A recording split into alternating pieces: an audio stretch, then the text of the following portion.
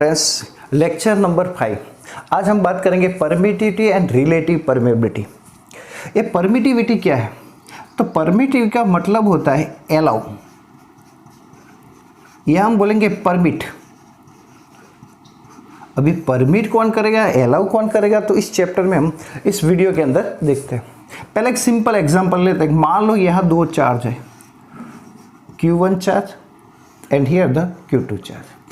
ये दोनों के डिस्टेंस R है, तो इन दोनों पर लगने वाला फोर्स मैं कंसीडर करता हूँ according to Coulomb's law, F = K, मतलब V1/4 epsilon naught Q1 Q2/R²।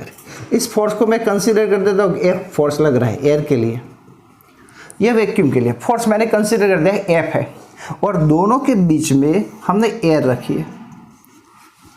अब मैं बात करता हूँ कि मान लो यही दोनों चार्ज है और यही का यही डिस्टेंस है Q2 चार्ज, और दोनों के बीच का डिस्टेंस वही का वही रखता हूँ, पर मैं अब ये एयर की जगह यहाँ ले लेता हूँ केरोसिन। तो केरोसिन ले लूँ तो मीडियम चेंज हो गया, तो अब फोर्स कितना लगेगा? तो मैं कहता हूँ कि जब केरोसिन में लेता हूँ केरोसिन लेता हूँ तो ये फोर्स कितना लगता है, तो F/2 हो जाता है। तो यहाँ मैंने बीच में केरोसिन भरा है। अब मैं तीसरा एग्जांपल ऐसा लेता हूँ कि यही दोनों फिर से चार्ज लिया Q1 एंड Q2, दोनों का डिस्टेंस आपको कंसिडर ही करना है कि सेम है। अब मैं दोनों के बीच में, मतलब इन दोनों के बीच में ग्लास रखता हूँ, तो ग्लास रखूँ तो इन दोनों के बीच में फोर्स कितना लगेगा, तो ग्लास, तो फोर्स दोनों के बीच में कुछ F/3 लग रहा है।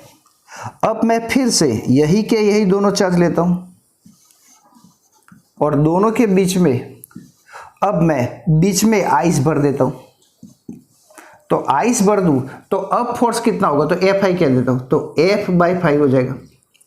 अब मैं यही के यही दोनों चार्ज Q1 और Q2 लेता हूँ और दोनों के बीच का डिस्टेंस आज सेम, वाटर लेता हूँ, तो अब दोनों के बीच का फोर्स हो जाता है वाटर के लिए, तो F/80। तो आपने देखा होगा कि यहाँ एयर है तो फोर्स F लग रहा है, मैंने यहाँ से कंसिडर किया कि F लिया। जब केरोसिन है तो F/2 हो गया, ग्लास लिया तो F/3 हो गया, अगर मैंने आइस लिया तो F/5 हो गया, और अगर मैंने वाटर लिया तो F/80 हो गया। मतलब यहाँ जब मीडियम में चेंज होता है तो फोर्स भी चेंज होता है। तो मीडियम की एक प्रॉपर्टी है जो दोनों के बीच में लगने वाले इलेक्ट्रिक फोर्स को डिक्रीज करती है, इंक्रीज करती है। तो this property of the medium is called the permittivity. Medium की इस प्रॉपर्टी को हम बोलते हैं परमिटिविटी। अगर हम इसकी डेफिनेशन लिखनी हो तो property of medium which affect the electric force is called the permittivity।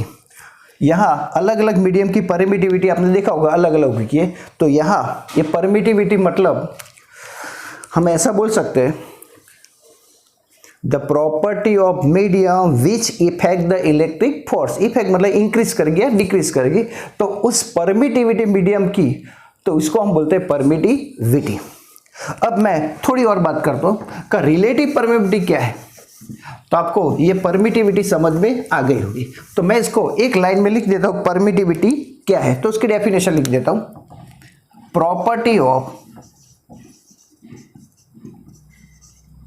Of medium which can effect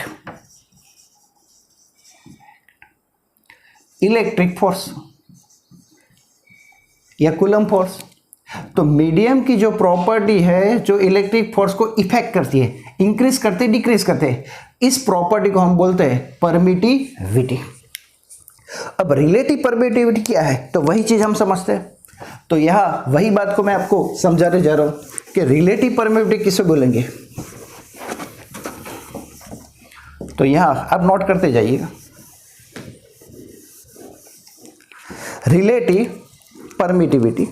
तो रिलेटिव परमिटिविटी को मैं क्या कहूँ, तो यहाँ हमने आगे के लेक्चर में देखा था, लेक्चर नंबर 4 के अंदर, कि मान लो कि एयर है या वैक्यूम है या फ्री स्पेस बोलते हैं वैक्यूम, या कई लोग ऐसा भी बोलते हैं फ्री स्पेस। तो यहाँ दोनों के बीच में लगने वाले फोर्स को हम क्या बोलेंगे, तो 1/4 epsilon naught Q1 Q2 R square. ये एयर के लिए है या वैक्यूम के लिए, मैं ऐसा लिख देता हूँ। अब मैं लिखता हूँ एफ इजिकल एम, मीडियम के लिए, कोई भी मीडियम के लिए, तो 1/4 pi epsilon Q1 Q2 upon R square. अब मैं यहाँ आपको समझाना चाहता हूँ रिलेटिव परमिटिविटी क्या है। तो relative permittivity denoted by the के, और मैं ऐसा लिखता हूँ, तो परमिटिविटी ऑफ द वैक्यूम मतलब एफ एयर का फोर्स, और ये मैं लिखूंगा फॉर मीडियम। तो इसके डेफिनेशन आपको लिखनी हो, तो the ratio of electric force in a air medium and the electric force in any medium, this ratio is called the relative permeability। मैं इसकी वैल्यू डाल देता हूँ, तो K इज इक्वल टू, तो आप लिखेंगे 1/4 pi epsilon naught Q1 Q2 upon R square upon में 1/4 pi epsilon Q1 Q2 upon R square. मैं यहाँ इस बात को थोड़ी ऐसे लिखता हूँ। अब यहाँ आप देखेंगे 4 पाई गए, ये भी सेम वैल्यू है, तो K इज इक्वल टू आप ऐसा लिख सकते हैं एप्सिलॉन अपॉन एप्सिलॉन नॉट, या हम ऐसा कह सकते हैं permittivity of medium upon permittivity of air या फिर फ्री स्पेस। तो इन दोनों के रेशियो को हम बोलते हैं रिलेटिव परमेबिलिटी। कई बार इस के की जगह हम एप्सिलॉन आर भी लिखते हैं, relative permeability epsilon upon epsilon not, ऐसे भी हम लिखते हैं, तो जिसको हम बोलते हैं रिलेटिव परमेबिलिटी के या एप्सिलॉन आर। तो ये परमेबिलिटी था। ये बात मैं थोड़ी समझाने की चाहता हूँ, ये चीज़ है। अब ये मैं फॉर्मूला जो लिखा, इस फॉर्मूले को मैं थोड़ा सा और समझाऊंगा, और ऐसा करता हूँ कि इस फॉर्मूले में से मैं यह ऐसा लिख देता हूँ कि F M is equal to F air या फ्री स्पेस अपॉन के।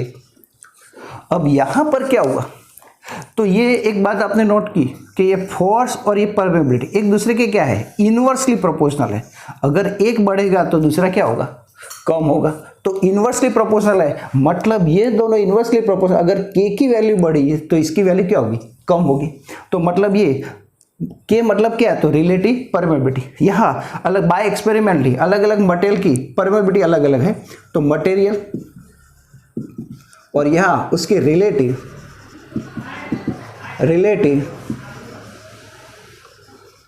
परमिटिविटी तो क्या होगी।